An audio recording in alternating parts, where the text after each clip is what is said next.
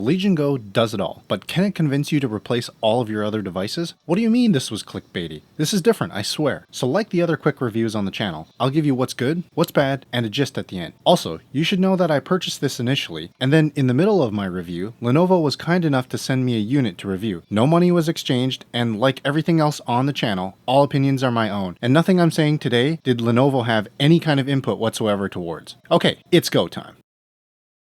Now let's quickly get all the specs over with. It's got the same Z1 Extreme chip that's inside the higher spec ROG Ally, and that's essentially the same chip as the 7840U in many of the current Chinese handhelds like the GPD Win 4 Pro, 1X Fly, and Ioneo 2S, just without the AI cores enabled, as far as we know anyway. The Go also has slightly faster RAM than the Ally at 7500 megatransfers versus 6400 megatransfers, and the RAM options are the same though, limited to 16 gigabytes. Besides that, the Go is mostly the same internally as the Ally, with obvious differences like 2 versus 1 fans, different size batteries, and Hall sticks on the Go versus the Alps sticks. The displays of course are also different, and we'll discuss that when we move over to externals, because really, beauty is skin deep, am I right?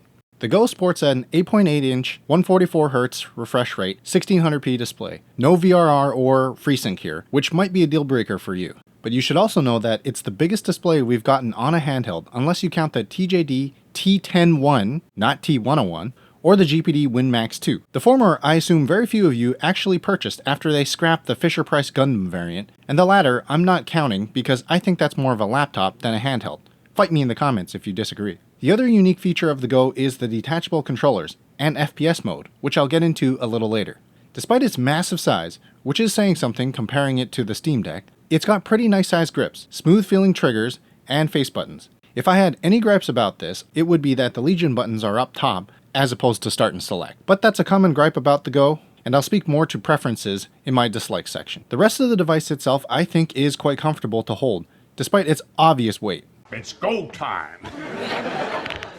Thankfully, they have this very handy and sturdy kickstand, something even the Steam Deck lacks, and is absolutely necessary for these big boy handhelds. Now for that other claim to fame, the removable controllers. But unlike the 1X Player 2, which I did not like, the Go's implementation is definitely unique, and this is where I'll dive into my likes.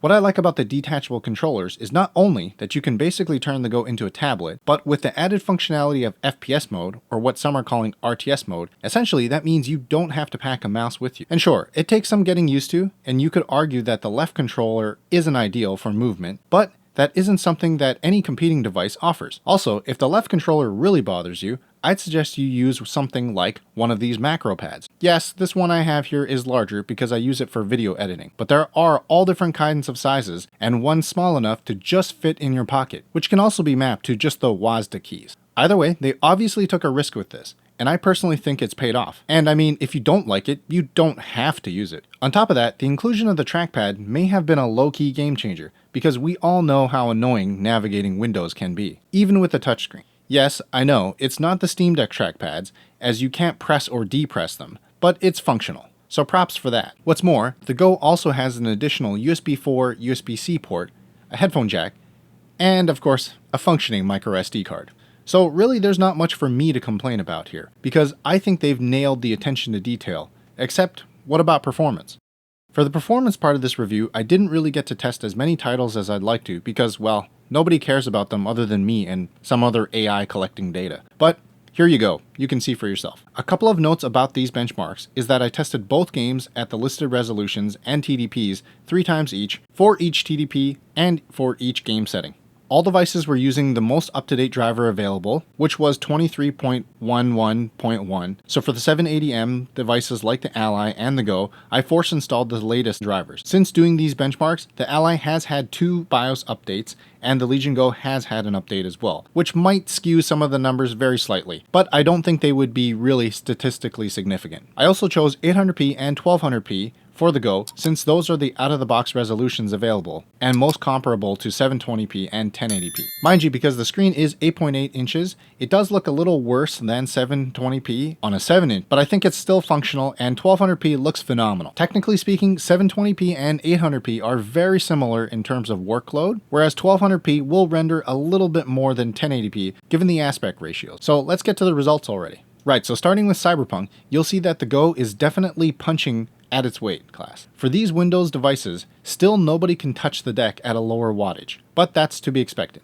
And in order to fairly test these Windows devices, I set the TDP using Handheld Companion, so things like Armory Crate and Legion Space were not interfering. What I didn't expect was that the Go would be right there with the Ally, even at 1200p.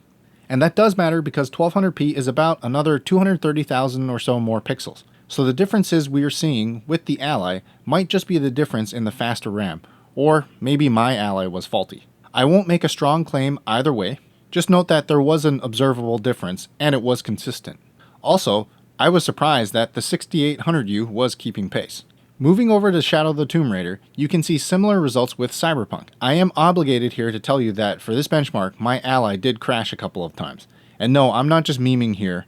The default settings were not aggressive enough at the higher wattages, so I had to manually set the fans in order to avoid crashing. After that, it was all good though. And in all of these tests, the Go didn't exceed 70 degrees Celsius, according to RTSS. Of course, I do think we'll see better performance in the future from the likes of the Ally and the Go as drivers mature further. And no doubt that we'll even get more if we can see AMD fluid motion frames, or frame generation, on these handhelds. But until then, I'd say I'm pretty pleasantly surprised with the overall performance of this chipset. Everything isn't awesome though with this device, and some of it does come down to personal preference, so let's dish on that now. A gripe I mentioned earlier is the placement of the Legion buttons, and what even are these buttons?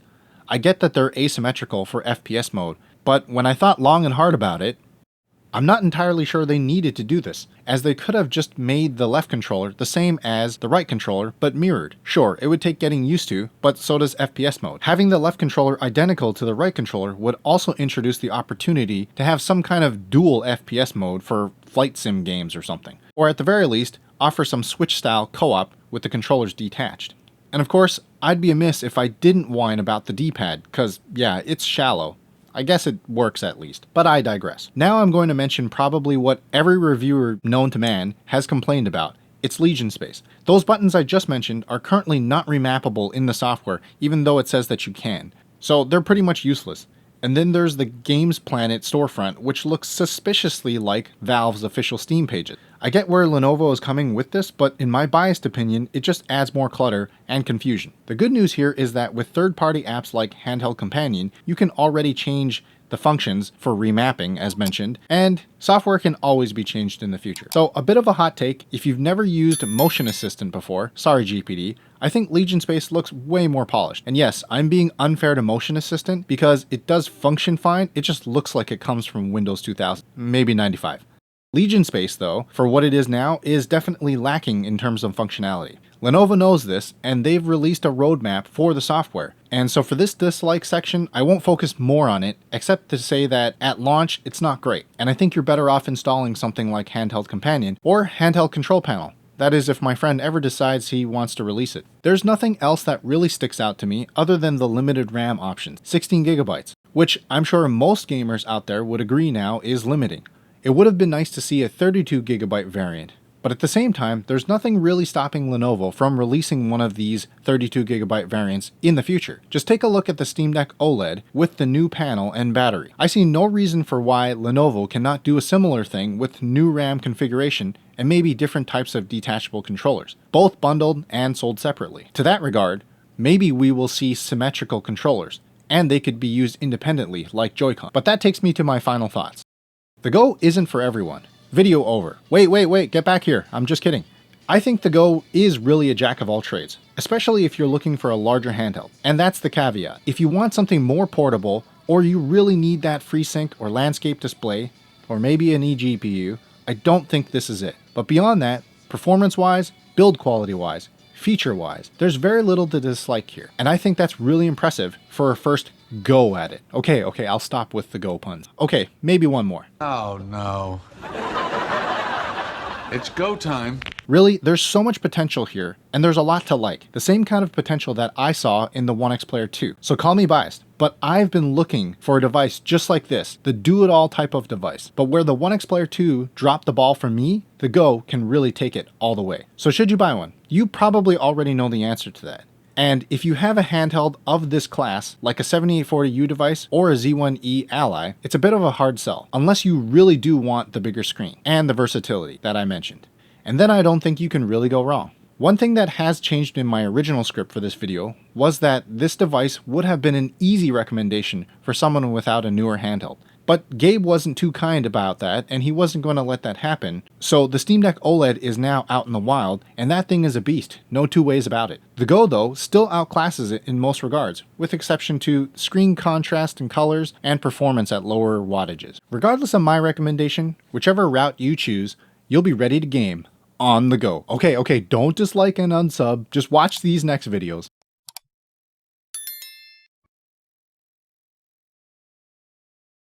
GG.